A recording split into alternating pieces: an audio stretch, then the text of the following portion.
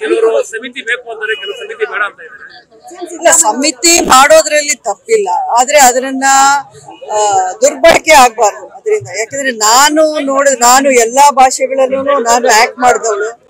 ಮಲಯಾಳಂ ಇಂಡಸ್ಟ್ರಿಯಲ್ಲಿ ಆ ರೀತಿ ಮಾತುಗಳಿದ್ದೇ ಹೊರತು ಕನ್ನಡ ಚಿತ್ರರಂಗದಲ್ಲಿ ಯಾವತ್ತೂ ನಾನು ಆ ರೀತಿಯ ಒಂದು ಯಾರೂ ಸಹ ಹೆಣ್ಮಕ್ಳು ಬಂದು ಮಾತಾಡಿದ್ದು ನಾನಂತೂ ಕೇಳಿಲ್ಲ.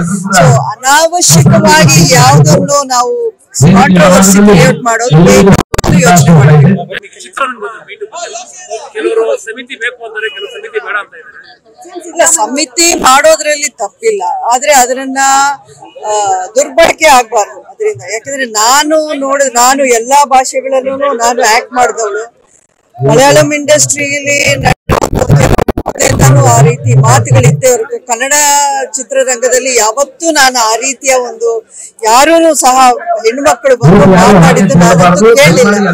ಸೊ ಅನಾವಶ್ಯಕವಾಗಿ ಯಾವುದನ್ನು ನಾವು ಕಾಂಟ್ರವರ್ಸಿ ಕ್ರಿಯೇಟ್ ಮಾಡೋದು ಯೋಚನೆ ಮಾಡಬೇಕು. ಕೆಲವರು ಸಮಿತಿ ಬೇಕು ಅಂತಾರೆ, ಕೆಲವು ಸಮಿತಿ ಬೇಡ ಅಂತ ಇದ್ದಾರೆ.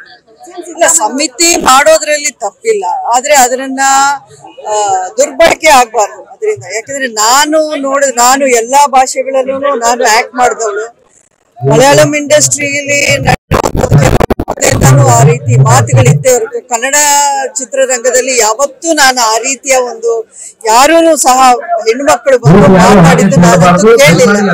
ಸೊ ಅನಾವಶ್ಯಕವಾಗಿ ಯಾವುದನ್ನು ನಾವು ಕಾಂಟ್ರವರ್ಸಿ ಕ್ರಿಯೇಟ್ ಮಾಡೋದು ಯೋಚನೆ ಮಾಡಬೇಕು.